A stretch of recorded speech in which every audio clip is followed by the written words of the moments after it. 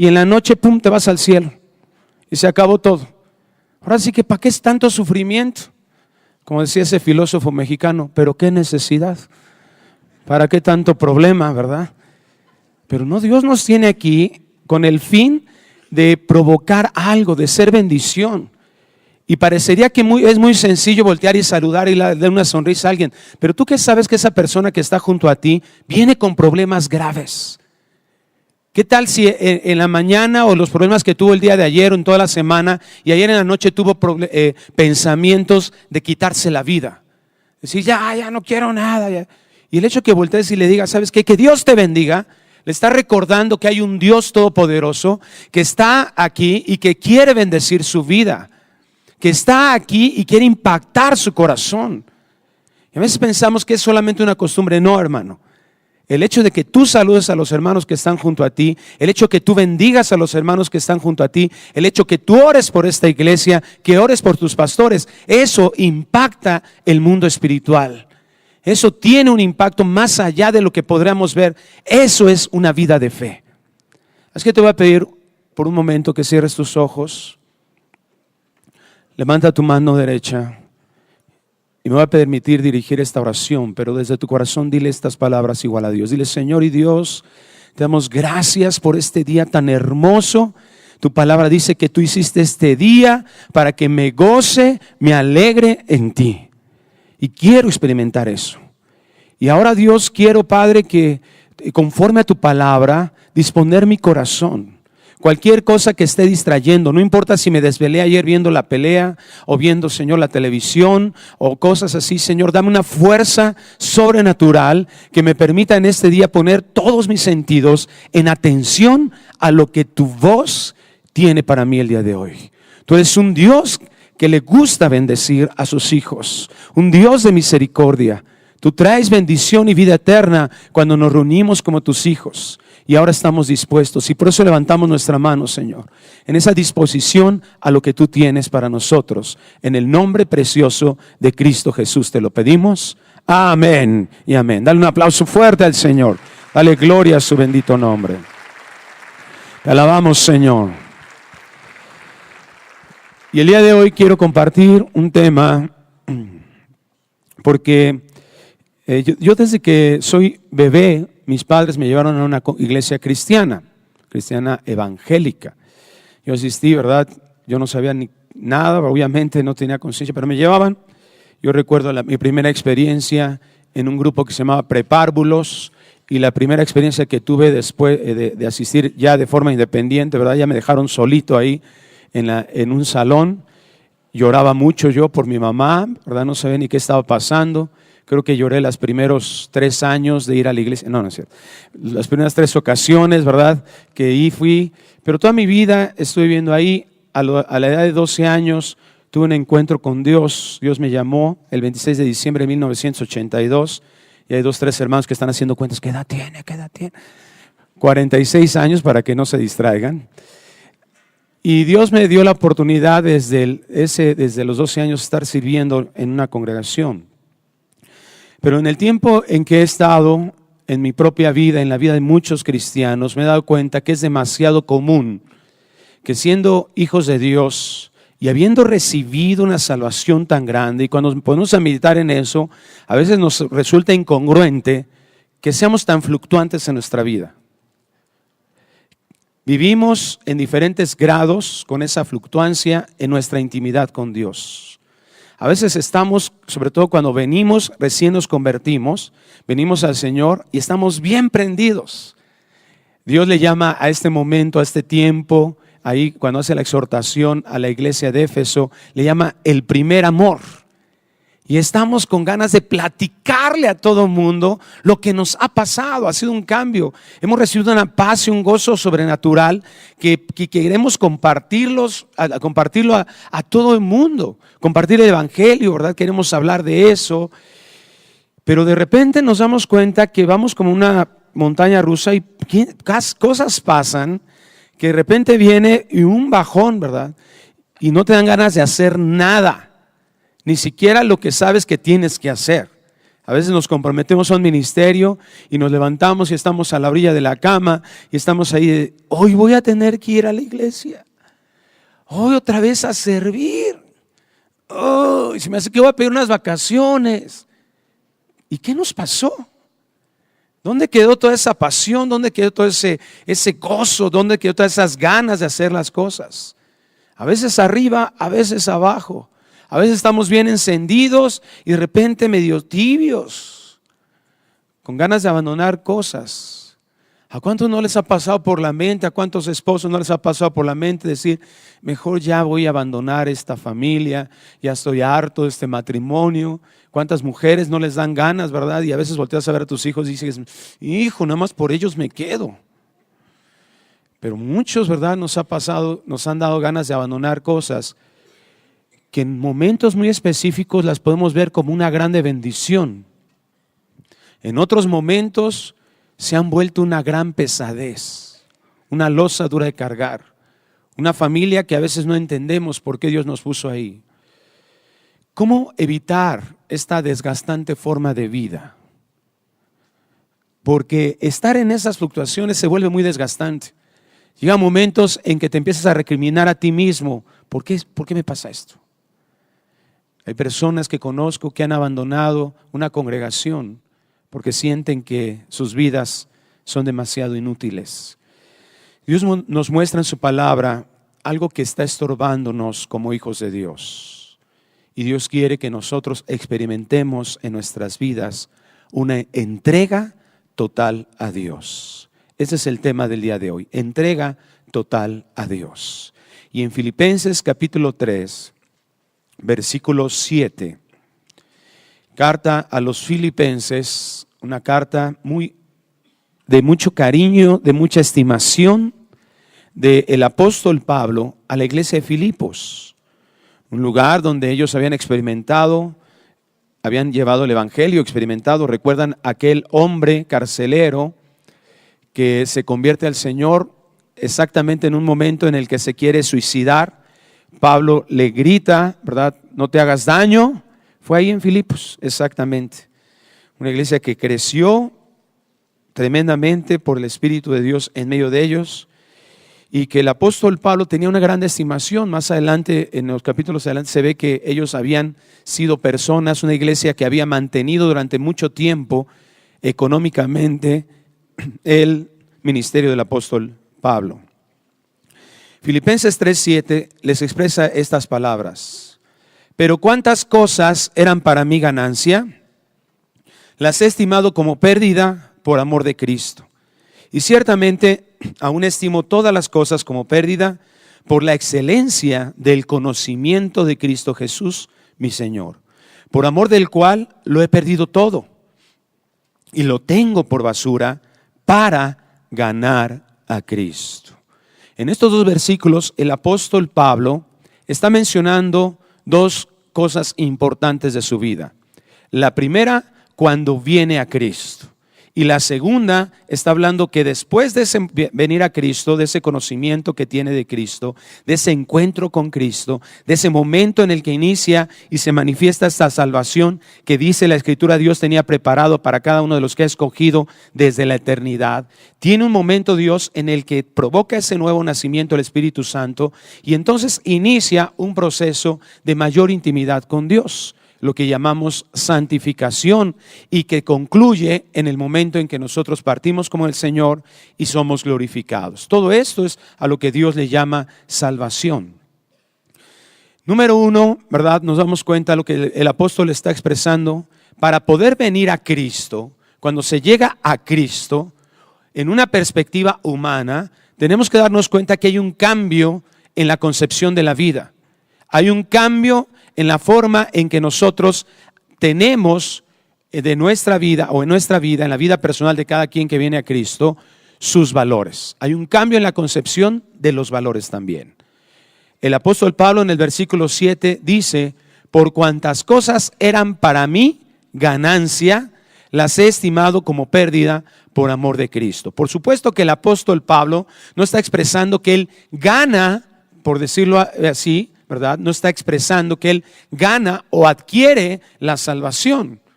Está, repito, expresando desde la perspectiva humana qué es lo que acontece para que realmente haya una muestra, una evidencia de un nuevo nacimiento. La salvación, ¿verdad? Dice Efesios capítulo 2 del 8 al 10, que la salvación es por gracia. Por gracia somos salvos por medio de la fe, y esto no de vosotros, es un don de Dios. ¿Qué es un don de Dios? ¿Qué es? Es un regalo de Dios. Pero ahí en ese texto, el apóstol Pablo en Efesios 2, ¿a qué está refiriéndose que es un don de Dios? La salvación y la fe. Hay algunas personas que dicen, yo tuve fe. Si tú tuvieras fe por ti mismo, ya tendrías un mérito para poder tener la salvación. Y la salvación es por gracia. Y esa gracia nos las entrega Dios, y la fe también nos las entrega Dios. Está diciendo, por gracia sois salvos por medio de la fe. Y esto, ¿verdad?, es un don de Dios. ¿Qué es esto? Salvación y fe. La salvación nunca es entregada por un mérito personal. No hay nadie que pueda tener alguna cosa tan buena, algo que le permita ganar esa salvación. En Romanos capítulo 11, versículo 6, dice, y si algo es por gracia, está explicando la gracia del apóstol Pablo, si algo es por gracia, ya no es por obras. De otra manera, la gracia ya no es gracia. Y si por obras, ya no es gracia. De otra manera, la obra ya no es obra. ¿Qué está diciendo aquí? En estos versículos que parece un trabalenguas, ¿verdad? Está diciendo, si hay algo que es gracia, no puede tener ninguna obra. Si es obra, deja de ser gracia. Pero es como un regalo, como que lo dijeron ahorita ustedes. Si yo llego contigo y te digo, oye, es tu cumpleaños, ¿verdad? Y te doy un regalo, ¿qué dices? Nunca dirías, ay, ¿cuánto es del regalo? ¿Verdad? Porque dejaría de ser un regalo. Así es lo que está expresando. Dejaría de ser gracia. Nada había bueno, nada había reconocible, ¿verdad?, en nuestra vida para poder ser hijos de Dios. No hay absolutamente nada. Al contrario, había una deuda. Había algo en contra, éramos deudores. ¿Ante quién? Ante Dios. ¿Ante qué de Dios? Ante su justicia. En el momento en que nosotros pecamos, dice la Escritura, estamos destituidos de la gloria de Dios. No hay una posibilidad de que nosotros pudiéramos tener una comunión con Dios. Se rompió completamente esa oportunidad de tener una relación, una comunión con Dios en el momento en que nosotros pecamos. ¿Debido a qué? Debido a que Dios es completamente santo. Él es, esta palabra santo significa en su acepción totalmente puro. No hay absolutamente nada en Dios que pueda ser contaminado, que pueda estar sucio, ¿verdad?, que sea impío. Y entonces por eso Dios no puede tener una relación con nosotros. Esta es la forma en que Dios, en su plan hermoso, nos entrega a su Hijo Jesucristo. Sin poder nosotros, repito, sin merecerlo completamente, nosotros no merecíamos eso, no había nada bueno. Estábamos completamente alejados de Dios. ¿Qué es lo que sucede entonces que está explicando aquí el apóstol Pablo? Bajo este fundamento de la gracia, el apóstol nos está explicando, ¿verdad? Dice, ¿sabes qué? Esa gracia que se manifestó en mi vida, ¿verdad? Y en el contexto lo explica. ¿Qué es lo que aconteció? Lo que sucede con cualquier ser humano. O vamos a ponerlo en la perspectiva negativa. Porque una persona no puede adquirir la salvación realmente de parte de Dios. ¿Por qué no puede entender la gracia de Dios? Porque todo el tiempo se la pasa pensando, y ves la razón de todas las religiones, incluyendo, ¿verdad?, si tú no has entendido lo que es la gracia, la doctrina cristiana se te puede volver una religión. Porque tú puedes estar pensando, pues yo voy a la iglesia, yo leo la Biblia, yo hago esto, yo tengo que haberme ganado un lugar en el cielo. Y como ya lo vimos, en ese momento, ¿verdad?, ya no es gracia, no has entendido la gracia, no has entendido el plan de Dios. No has nacido de nuevo. Esa es la realidad. Y no quiero que algunos piensen, ay, este pastor, qué acusador. Ay, no me voy a salir de aquí con una nube de condenación. No. Sino que tú puedes reconocer que tal vez estás aún viniendo a una congregación cristiana, solamente estás teniendo una religión, y Dios no quiere. Jesucristo nunca predicó una religión. Él siempre buscó que nuestra vida fuera reconciliada con Dios, porque la idea de Dios al crearnos con todos nosotros, ¿sabes cuál fue? Tener una relación personal con nosotros. Algo que, repito, fue destruido, fue roto por la penetración del pecado en la vida del hombre. ¿Qué es lo que sucede con un hombre en su mente natural? ¿Sabes qué? Escuché una frase que quiero compartirte. Un evangelio inofensivo es un evangelio inoperante. Y voy a explicar esto. ¿A quién le gusta que le digan te equivocaste? Y algunas personas, algunas esposas voltean con, no, ni siquiera voltean con la esposa, nada más le dijeron, ahí te hablan. ¿A quién le gusta que tu esposa te diga, te lo dije, te dije que no hicieras ese negocio? Y esas palabras son como un bálsamo al corazón de los esposos. ¿Verdad que no? Gracias a Dios por tu vida, esposa, ¿verdad? Cuando tu jefe viene y te dice, oye, este trabajo que hiciste está mal, no está bien, corrígelo. Gloria a Dios por mi jefe, ¿verdad? Gracias, Señor, por darme un jefe que me muestra todo lo que está mal. Cuando en una consejería se sientan, ¿verdad? Y te dicen, oye, esposo, tienes que corregir esto. Oye, esposa, tienes que cambiar esto. Tienes que arrepentirte de esto. ¿Verdad que nadie nos gusta? Cuando los hijos reciben una instrucción del papá y le dicen, ¿sabes qué? Estás mal en esto, corrige esto. Cuando te están enseñando a manejar, ¿verdad? Y te dicen, mete bien el clutch y esto. No nos gusta. Aunque sepas que es necesario, no nos gusta. El evangelio, ¿qué es lo que en esencia nos dice? ¿Sabes que eres un pecador? Por eso un evangelio que no ofende de alguna forma, no que te agarres a decirle majaderías a la gente para evangelizar, no estamos diciendo eso. Sino que en esencia el evangelio nos muestra que estamos equivocados, que hay algo que está en mí y la mente natural de un hombre reacciona a eso, como todos nosotros. La mente alguien que le diga, soy eres un pecador, ¿qué te va a decir? Bueno, pero no soy como el mochaorejas. Yo no soy como los narcotraficantes. Yo nunca he robado como los políticos. Yo nunca he asesinado a nadie. Espérame, ¿por qué me dices eso? Pero el evangelio en sí mismo se vuelve ofensivo para la mente natural.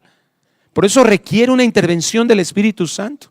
Una convicción de pecado que no lo puede hacer el hombre en sí mismo.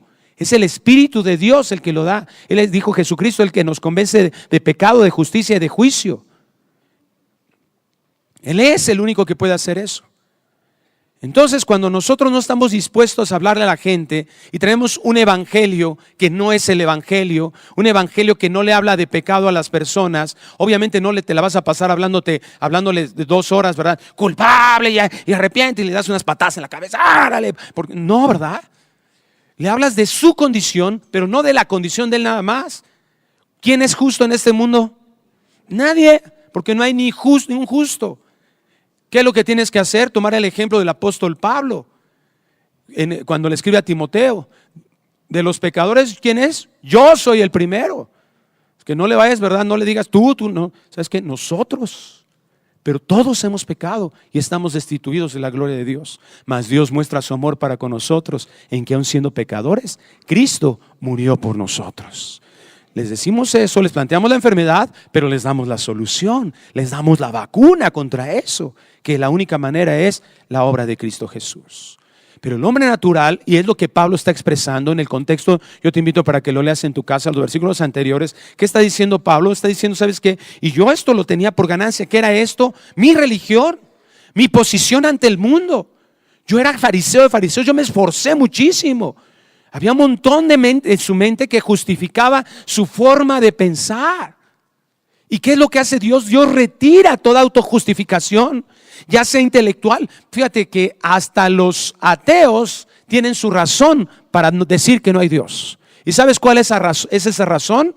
El que ellos no se sientan culpables, no se sientan enjuiciados.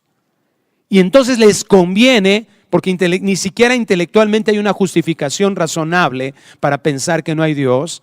Ellos les conviene y buscan tratar de argumentar que Dios no existe. ¿Por qué? Porque esa forma intelectual se les vuelve su autojustificación. El decir yo no estoy bien, yo no estoy mal. Dios tiene que quitar, y Dios le dice a Pablo, ¿sabes qué? En ese momento que viene al Señor, quitó de Pablo y quitó de cualquiera de nosotros cualquier justificación o autojustificación intelectual, cualquier autojustificación étnica. Los judíos pensaban que por ser judíos y por circuncidarse, eso era suficiente. No había ningún pecado que los pudiera llevar al infierno por esos dos hechos. Y tenían razón, claro que no. La circuncisión tenía un propósito. ¿Cuál era ese propósito? Ahí en Génesis, cuando Dios hace el pacto con Abraham, Dios no les dice, ¿sabes qué? Circuncídate, ese es mi pacto contigo. No, Él hace el pacto unos momentos antes le explica a Abraham. ¿Cuál era el pacto de Dios con Abraham y con toda su descendencia? ¿Que estuvieran circuncidados? No. Dice, yo seré su Dios. Ese era el pacto. El pacto es, yo les prometo comportarme como Dios para ustedes. Ustedes compórtense como si yo fuera su Dios. Ese era el pacto. Y ese pacto tiene una señal. ¿Cuál era la señal? La circuncisión. Es como los anillos. Les voy a confesar algo y mi esposa está aquí. Normalmente no hago estas confesiones enfrente de ella para no tenerle malos recuerdos. Pero este anillo es mi segundo anillo de matrimonio. Porque el primero, una vez me puse portero en un partido de fútbol y dije, pues no se me vaya a caer. Y lo guardé ahí y se me perdió. Entonces tuvimos que comprar otro, ¿verdad? Pero bueno, este anillo es un símbolo nada más de nuestro matrimonio, del pacto que ella y yo hicimos. Pero el pacto no es el anillo. El anillo como tal, ¿verdad? Solamente representa el compromiso que nosotros hicimos. Es lo mismo que sucede con cualquier matrimonio. Y Dios le estaba diciendo, eso es el asunto. La circuncisión es la señal nada más de que tú estás siendo obediente. Pero ellos le dieron una calidad mayor. Ellos no entendieron a Dios. Y podríamos pensar, bueno, es que hasta el Nuevo Testamento hay más de 10 textos en donde Dios le refiere al pueblo de Israel circuncisión del corazón. En Levítico les habla, ¿verdad?, de un corazón incircunciso. En Jeremías, en Ezequiel, en varias veces los profetas les hace esta mención. ¿Sabes qué? No hay, y les explica esto, lo que explica mismo Pablo en Romanos capítulo 2, ¿verdad? La circuncisión no es de la carne, la circuncisión es del corazón. No lo hace un judío, el que es de nacimiento, el que tiene el linaje de judío. Es un judío aquel que es obediente a Dios. Y la única manera de poder obedecer a Dios es que el Espíritu de Dios esté en nosotros. Es lo que nos da la fuerza y la forma. De otra manera no es posible. Entonces, ¿qué es lo que sucede, verdad? Cualquier autojustificación religiosa, étnica, intelectual, ¿qué es lo que dice Pablo? Esto que sucedió en mi vida y que yo puedo testificarla, todo esto que era para mi ganancia, se tiene que hacer un lado y nos hizo entender su amor. El Espíritu Santo interviene y nos muestra ese amor y sin merecerlo nos regala la salvación. La gracia nunca es algo, ¿verdad?, que nosotros podamos ganar con las obras, porque ya lo vimos que sería incongruente. Pero esa gracia manifestada en nosotros, entonces dice Efesios capítulo 2 versículo 10, se manifiestan las buenas obras. Es un producto, ¿verdad?, las obras, un resultado de la salvación en nuestras vidas. Y esta gracia es la que nos guía a vivir de la mano proveedora de nuestro Dios. Desde que somos regenerados y en este proceso de santificación que Dios tiene para nosotros. Por eso es importante, ¿verdad?, que nosotros podamos aferrarnos y aprender a depender no del esfuerzo personal. Dios nunca quiere, te das cuenta, y ese es nuestro grande problema, y lo vamos a ver más adelante en el siguiente versículo que habla Pablo. ¿Por qué muchos de nosotros seguimos con esas fluctuaciones? ¿Por qué muchos de nosotros a veces ni siquiera son muchas fluctuaciones? La mayoría de las veces nos las pasamos abajo, luchando con el pecado, vencidos por el pecado, siguiendo con los vicios de nuestro viejo hombre. Cuando Cristo Jesús nos dijo, ¿verdad? El Señor nos revela ahí en Romanos capítulo 8 que deberíamos de ser más que vencedores en Cristo. El Señor Jesucristo nos dijo que tenemos autoridad y para vencer toda fuerza del enemigo y nada nos debe dañar. ¿Por qué muchos de nosotros estamos ahí? Porque estamos dependiendo de eso. Todavía tenemos en nuestra mente nuestra forma de vernos a nosotros mismos y estar deseando verdaderamente, por un lado, ser obedientes a Dios, pero no depender de Dios, sino depender de nosotros mismos. ¿Qué sucede cuando está esa tentación de ese vicio nuevamente alrededor de ti? ¿Verdad? O ya caíste y te da esa cruda moral de que dices, híjole, no debería hacerlo, hijo, me siento culpable. Mira, gracias a Dios que tienes esa lucha. Gracias a Dios que hay una lucha ahí entre tu carne y el espíritu, ¿verdad? Porque es una de las evidencias. Dice en Gálatas 5, ¿verdad? Que nosotros tenemos todavía la carne activa, pero lo que es del espíritu, ¿verdad? Es contra la carne. Entonces hay una lucha ahí. El que haya esa lucha es una buena evidencia de que es un hijo de Dios. Pero ¿cuál es el problema? Que nosotros no estamos entendiendo que en nuestras propias fuerzas no podemos hacerlo. Tú no vas a poder vencer el miedo en tus fuerzas. Tú no vas a poder vencer el pecado en tus fuerzas. Tú no vas a poder en tu propio esfuerzo. Y es normalmente lo que hacemos. Ahora sí, Señor, ahora sí, mira, te prometo que ya no vuelvo a ver eso en la computadora. Mira, por este pescadito que está aquí. Pescadito porque somos cristianos. Ahora sí, Señor, te prometo, ¿verdad? Que ya no voy a robar, ya no voy a agarrar lo que no es mío. Ya es la última. Ya no voy a hacer eso. ¿Qué es lo que estamos haciendo? Dependiendo de nosotros mismos. ¿Qué dice el Señor? Clama a mí y yo te responderé. Y te enseñaré cosas grandes que tú no conoces. ¿Sabes qué es lo peor que nosotros no conocemos? Porque muchos de nosotros conocemos bastante a veces de la Biblia, conocemos de las maquinaciones del diablo, cómo está el mundo, que son nuestros enemigos. Pero ¿sabes cuál es el enemigo que menos conocemos? El enemigo que yo le llamo el enemigo íntimo, el que está dentro de nosotros y se llama la carne. Muchos de nosotros no estamos distinguiendo que el problema está aquí adentro y por eso le sigues echando la culpa a todo lo que está alrededor. ¿Por qué no tenemos un matrimonio que dé un testimonio de ser hijos de Dios? Un matrimonio que sea poderoso en Dios, ¿verdad? Que sea de ejemplo para muchos otros matrimonios, que sea de ejemplo para nuestros propios hijos. ¿Sabes por qué no? Porque te la pasas, no, es que mi vieja. No, es que deberías ver cómo se pone como osa cuando lo quitan los sucesnos. Porque somos muy bíblicos, ¿verdad? No, hombre. Oh, es que mis hijos son desobedientes. No, es que mi jefe. No, es que el mundo. Siempre todo tiene la culpa, excepto.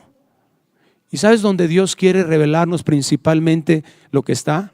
Aquí. ¿Sabes que el salmista lo entendió? Y en el Salmo 26 dice, Señor, examíname. Examíname, Señor. Examina mi corazón y mis más profundos pensamientos. Fíjate qué interesante la forma en que lo distingue él, porque dice, está profundo, está escondido. Y así nos hemos acostumbrado en nuestras vidas a tenerlo ahí. Y Dios quiere que nosotros, ¿verdad? Dios quiere hablarnos y revelarnos eso. Y cuando tú le digas a Dios esas palabras, si tú te atreves a venir con el Señor y decirle, ¿sabes qué? Examíname, Señor, no vayas a esperar cosas bonitas. Porque cuando Dios habla en la cloaca, salen lagartijas que no te imaginabas que tenías ahí. Pero ¿sabes qué? Es bueno. Porque Dios te va a mostrar esos pensamientos, esos argumentos que dice 2 Corintios 10, esos argumentos que se están levantando en contra del conocimiento de Dios. Y Dios quiere que nosotros podamos darnos cuenta de eso, porque eso es lo que está haciéndonos no alcanzar la victoria. ¿Tenemos que esforzarnos? Sí.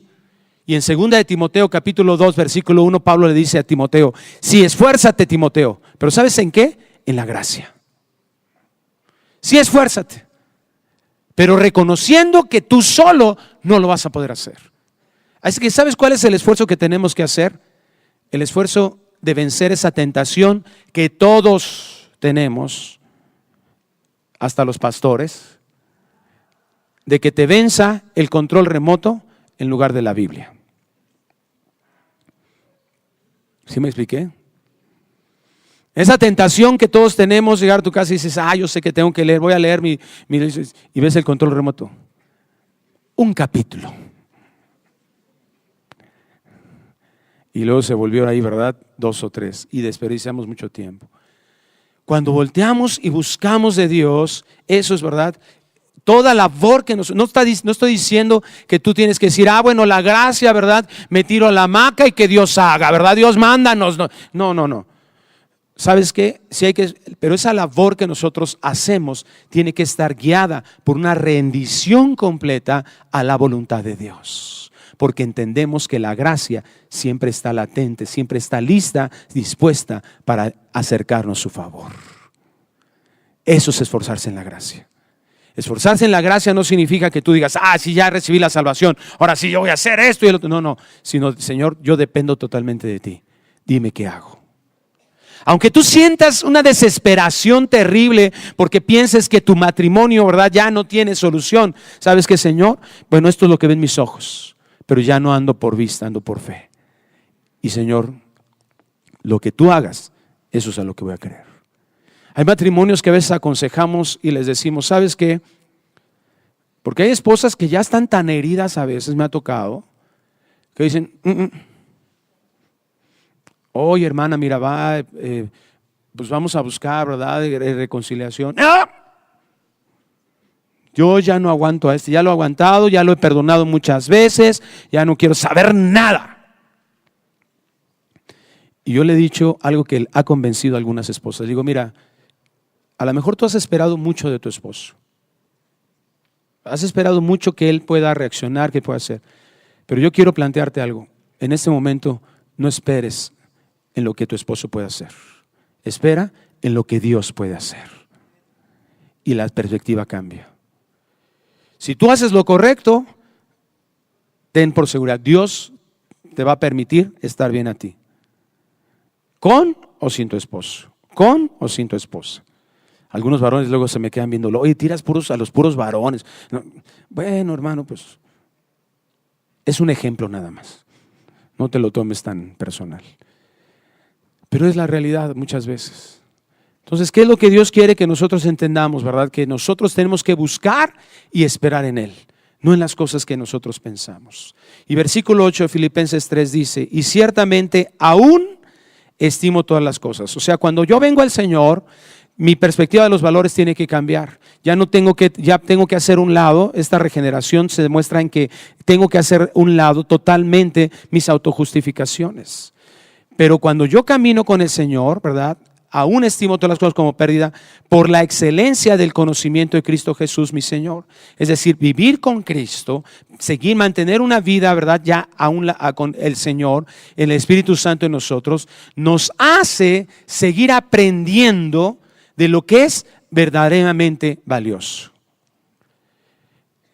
Muchos de nosotros venimos con muchas ideas en nuestra mente. Le llaman los psicólogos el paradigma. Cosas que nosotros hemos adquirido en muchas ocasiones en nuestra vida, en muchos momentos de nuestra vida, que hemos adquirido y que le damos valor. Y eso que le estamos dando valor es la forma en que nos conducimos. Todo ese conocimiento que tenemos ahí en nuestra mente, eso es lo que nos hace provocar una decisión. A veces tenemos una confusión. Y muchos de nosotros decimos, no, yo sí creo que es esto, yo sí creo que las cosas son así, y decimos cosas que supuestamente son parte de nuestra creencia, pero no son lo que decimos lo que demuestra lo que realmente creemos. Es lo que hacemos, como se manifiesta en nuestras acciones, eso es lo que realmente creemos. Es decir, es lo que le hemos dado valor en nuestras vidas. Tenemos que entender, número uno, porque muchos tenemos a veces ese prejuicio, que la salvación es aquel momento en el que tuve un encuentro con Dios. Y como yo lo expliqué al principio, no. La salvación es un proceso completo que inicia desde que Dios nos eligió, dice Efesios 1. ¿Cuándo nos eligió Dios? Desde antes. Bueno, esa pregunta es retórica, ¿verdad? Porque es antes de la fundación del mundo, es decir, en la eternidad. Y en la eternidad obviamente no hay tiempo, Dios crea el tiempo, ¿verdad? Cuando crea todo. Entonces, ¿desde cuándo Dios pensó en nosotros para salvarnos, elegirnos para salvación? Desde siempre. Desde la eternidad estamos elegidos por Él. Esa elección, ¿verdad?, se manifiesta en un proceso en el que Dios promete esa salvación para nosotros. Esa promesa se manifiesta en la obra redentora de Cristo y se manifiesta de forma personal en cada uno de los elegidos cuando nosotros reconocemos a Jesucristo como nuestro Señor y Salvador. Y como dije hace un momento, ahí inicia un proceso que Dios le llama santificación. Dios nos llama santos porque nos llama apartados de Él, pero Él inicia un proceso en el que Dios va purificando nuestras vidas y Dios va abasteciendo nuestra forma de pensar, va abasteciendo nuestra vida de todo lo que Él quiere para nosotros y lo que nosotros necesitamos para cumplir el propósito de Dios en esta vida. Entonces no es una situación de un momento de emoción temporal, un instante en el que sentiste bonito y ahí acabó. No, Dios continúa en nosotros, es lo que expresa el apóstol Pablo. Aún sigo estimando en mi vida todas las cosas como pérdida.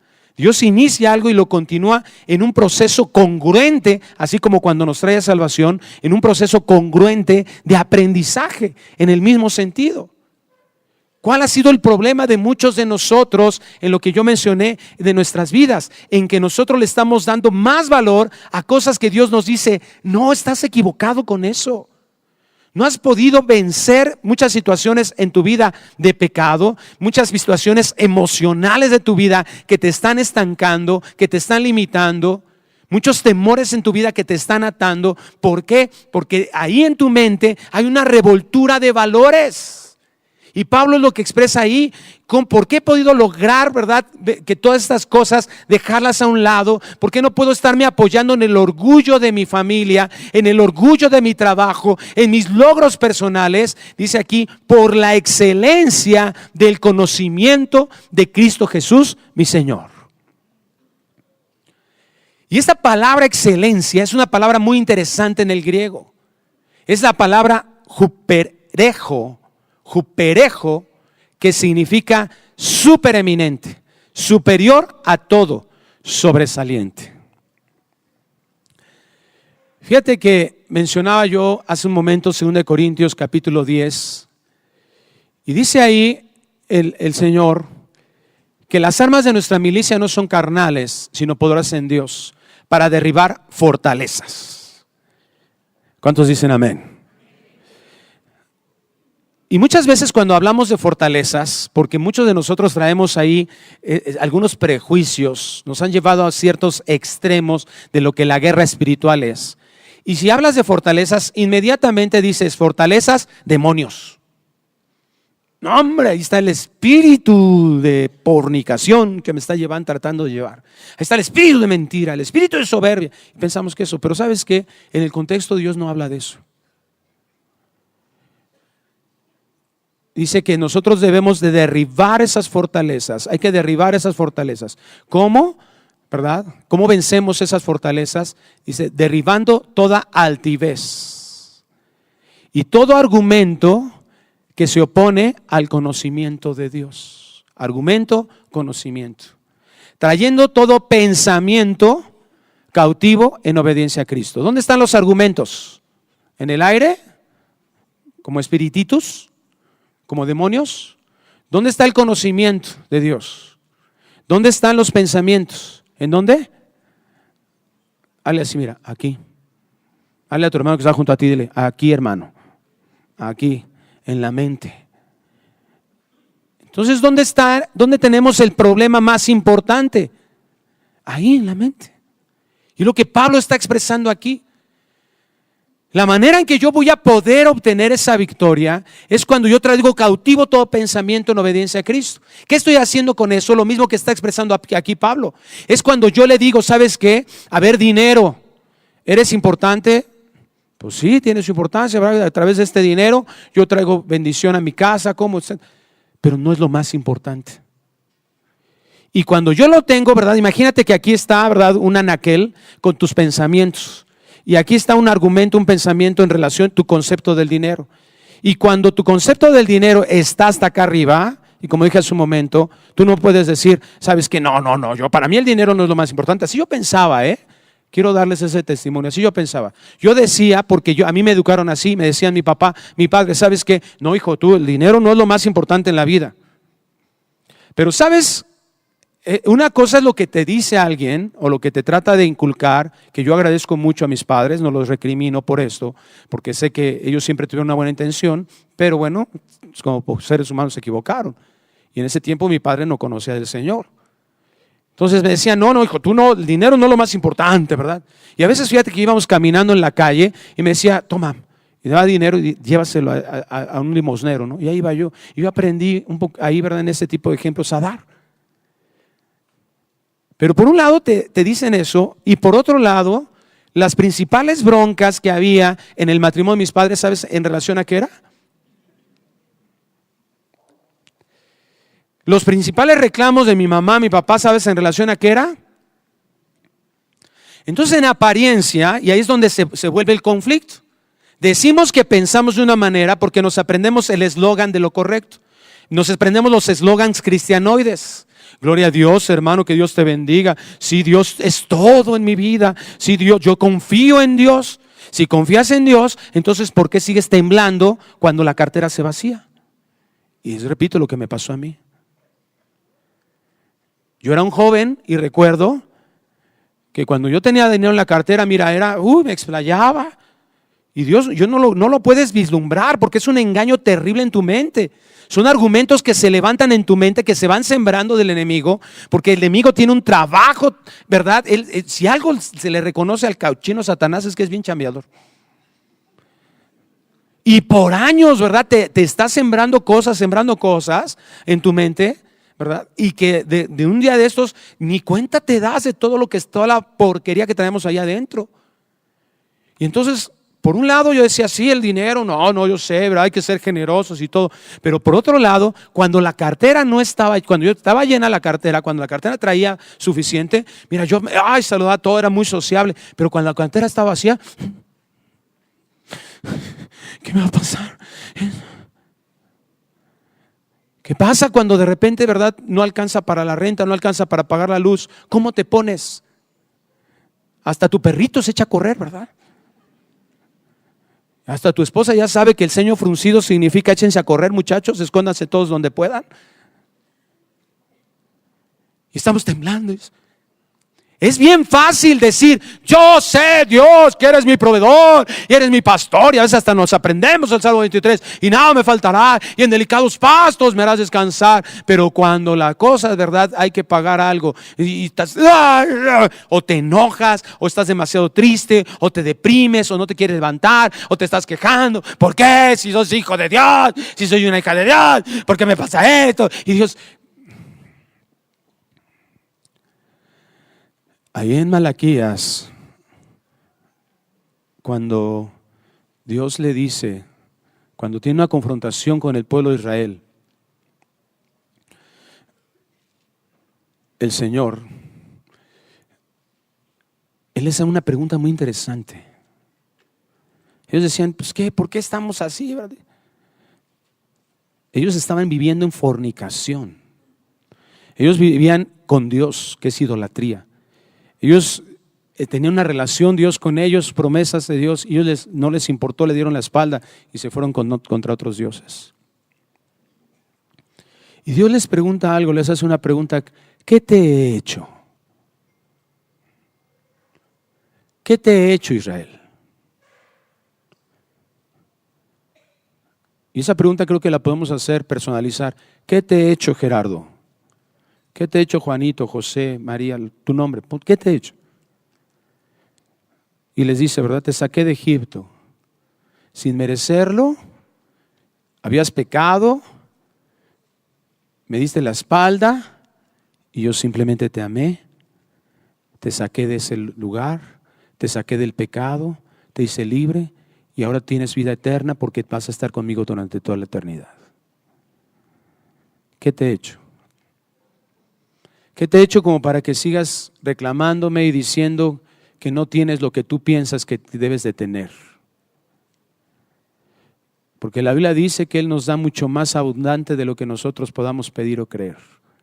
¿Qué nos quiere decir eso el Señor? ¿Sabes que cuando tú pides algo y no lo recibes, es porque Dios te está dando algo mucho mejor de lo que tú estás pidiendo? Pero nos cuesta trabajo creerlo. Y entonces no queremos cambiar, no queremos reorganizar nuestra mente. Nuestra realidad es que le damos demasiado peso a las personas que están alrededor de nosotros. La realidad es que le estamos dando demasiado peso a lo que tenemos, a nuestros bienes, a nuestros logros. Le estamos dando demasiado peso, fíjate, escucha bien esto, a nuestra opinión. Porque uno de los grandes conflictos en los matrimonios es ese, el tener la razón nada más. El que tú digas, yo tengo la razón. Uno de los grandes conflictos en nuestras relaciones con nuestros hijos es el que yo tenga la razón. Y no te estoy diciendo que te renuncies a lo que pueda ser una verdad, no. Pero muchas veces en la forma en que discutimos o a dónde llevamos esas discusiones, no vale la pena afirmar eso. A final de cuentas, la persona, tu esposa, tu esposo, tus hijos son personas y que pueden estar equivocados, pero que nosotros queremos a fuerza hacerlos entrar a nuestra forma de pensar. Entonces estamos limitados completamente. El asunto importante de esto es de que nosotros no nos comportamos como discípulos de Cristo y nosotros nos estamos volteando a ver a nosotros mismos como lo más importante. ¿Y por qué digo que no nos estamos comportando como discípulos de Cristo? Porque un discípulo de Cristo es todo lo contrario. El que quiera ser mi discípulo, niéguese a sí mismo, tome su cruz y entonces sígame. En otras palabras, un discípulo de Cristo renuncia a la prioridad de verse satisfecho él. Es decir, como número uno, y busca satisfacer primero a otros, porque has entendido que de parte de Dios así funciona la verdadera satisfacción. Cuando Pablo dice esto, yo sigo aprendiendo que yo tengo que colocar el conocimiento de Dios como excelente, yo lo tengo que poner en el lugar más alto. Nuestras formas de conducta nos llevan a nosotros determinar y poner eso. Y ¿sabes qué? Eso es lo que nos está llevando a grandísimos problemas. Cuando nosotros comenzamos a relacionarnos con Dios, vamos entendiendo precisamente eso, que el conocimiento de Dios es lo más importante. Tú no vas a poder salir de las drogas si tú no comienzas a poner el conocimiento de Dios como lo más importante. Qué doloroso es ver una iglesia tan grande que no se discipula, que no viene a estudios bíblicos, que cree que cada domingo es suficiente con que yo venga, me aviente una predicación. Mira, déjame recomendarte algo. A lo mejor tú eres de los que dices, bueno, pero yo veo una en YouTube y yo me llevo predicaciones para ver en la semana y yo hago esto. ¿Sabes qué es? Qué bueno que hagas eso. Pero el discipulado, ¿cuál fue la forma de discipulado de Cristo? ¿Qué hizo con los 12? ¿Sabes qué hizo? Vivió con ellos. Esto es lo que se vuelve trascendental en nuestra relación con Dios, nuestra relación con el Señor. Nuestra relación con Dios es vivir con Él todo el tiempo. Es el discipulado del tipo de Cristo. Es vivir en una vida con familia con Cristo, como con los 12. Porque ¿sabes qué? Ese es el modelo de mayor influencia en esta vida. Por eso, como nosotros como padres, tú quieres hacer una influencia con tus hijos, no les platiques nada más el evangelio, no les platiques la Biblia, vívela. Vive esos preceptos, vive esos conceptos. Y la única manera de vivir en ellos es, ¿sabes qué? Buscar esa intimidad en la presencia de Dios. Tú estás buscando satisfacción para tus ojos viendo pornografía. ¿Sabes por qué? Porque no estás llevando tu vida a una satisfacción plena en la presencia de Dios. El gozo de Dios nos está volviendo una forma de vida personal tuya. Cuando tú empezamos a valorar el amor de Dios y cuando te empiezas, y es lo que dice Pablo y con eso termina en este versículo, por amor, ¿verdad? Del cual lo he perdido todo y lo tengo por basura para ganar a Cristo. ¿Me pueden ayudar con?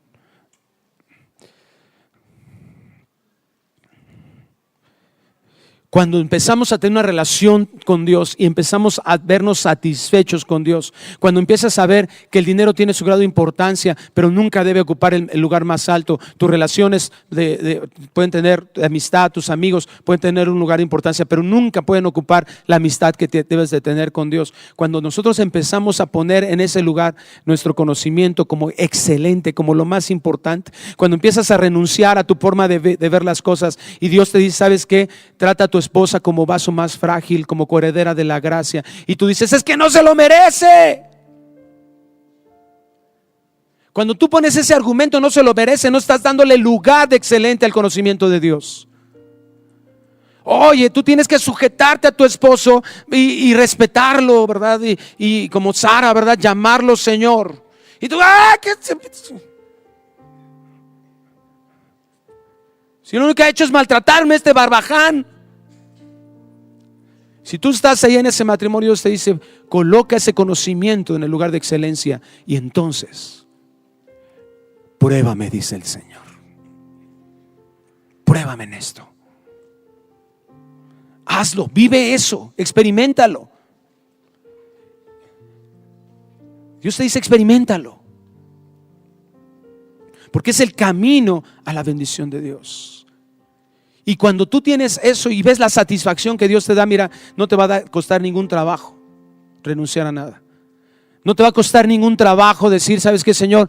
Esta ofrenda es para ti, este diezmo es para ti. ¿Sabes qué? No te va a costar nada darle tu tiempo a otras personas, porque sabes, ¿verdad? Que eso, tu vida ya le pertenece a Dios. No te va a costar absolutamente nada agendar un estudio bíblico y entender que necesitas de esa palabra para vivir. No te va a costar nada, y esto es lo que realmente representa, lo que significa una entrega total a nuestro Señor. Una rendición absoluta de nuestras vidas, en donde ya no pones tus argumentos como lo más valioso, sino le dices a Dios, tú eres lo más importante, tú eres lo número uno. Pero no te quedas en un dicho, sino le dices, y todo lo que tú digas, eso estoy dispuesto a hacer. Lo que tú me digas. Le voy a pedir que cierre sus ojos. Dios nos demuestra que tiene la solución perfecta a cualquier situación, para que decidamos renunciar a gobernarnos y defendernos a nosotros mismos, pero solo conociendo quién es Él, experimentando su amor y bondad, lograremos confiar en Él y obedecerle. Señor, te damos gracias por este amor tan grande por nosotros. Hemos valorado, Señor, tantas cosas de este mundo, nos hemos preocupado, nos hemos afanado. Muchos nos hemos enojado, Dios, somos honestos delante de ti, y nos hemos enojado contigo, porque no tenemos lo que creemos merecer, porque no tenemos lo que creemos que necesitamos. Pero Dios, ahora nos damos cuenta cuánto hemos menospreciado la relación contigo. Ahora nos damos cuenta, Dios, que no le hemos dado el valor, Señor, a lo que es verdaderamente importante. No le hemos dado el valor a tu amor. No le hemos dado valor, Señor, a cómo nos has salvado, a cuántas veces nos has sanado, a cómo nos has liberado, a lo que has hecho en nuestra vida para restaurarnos. No hemos valorado la guía, Señor, que tienes para nosotros. Honestamente, no hemos valorado, Señor, tu presencia. Y queremos, Dios, en este día rendirnos completamente, Dios. Rendirnos completamente a ti. Gracias, Dios. A tus pies arde mi corazón. A tus pies. Ahí en tu lugar, cierra tus ojos y levanta tus manos al Señor. Dile, Señor, me rindo a ti, Dios.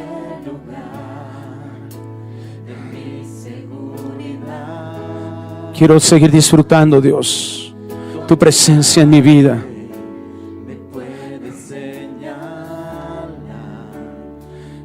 Perdonaste, me acercaste a tu presencia, me levantaste y hoy me postro a adorarte. Dile al Señor, no hay lugar más alto. Hay lugar más alto, más grande que estar a tus pies, que estar a tus pies. No hay lugar más alto, más grande que estar a tus pies, que estar a tus pies. ¿Cuándo fue la última vez que doblaste tus rodillas delante de Dios? A veces le decimos, Señor, tú eres mi rey. Pero cuando el rey en las épocas pasadas entraba a su corte, todos sus súbditos, en señal de que reconocían que la voluntad del rey era lo más importante, inclinaban su rodilla ante él. La Escritura dice que toda rodilla se doblará en el nombre ante el Señor, y toda lengua confesará que Él es el Señor. Así que yo quiero invitarte por un momento. Tal vez no lo habías hecho antes, o tal vez hace mucho que no lo habías hecho, pero el Señor está aquí. Su presencia está en este lugar. Si tienes oportunidad ahí en tu lugar, dobla tus rodillas a Él. Haz a un lado un poquito tu silla y disfruta este momento con tu Dios. Que estar a tus pies, que estar a tus pies. No hay lugar más alto, más grande que estar a tus pies. Renunciamos a todo, Dios, y reconocemos, Señor, que el lugar mejor es estar aquí, Señor. Como aquella mujer que se tiró ahí a un lado tuyo, Dios, y no le importó lo que nadie le dijera. Simplemente mostró su amor hacia ti. No hay lugar más alto, más grande que estar a tus pies. Que está. Nos rendimos a ti, Dios. A hacer tu voluntad, Dios. A buscar lo que te agrada, Dios. Eres nuestro Señor.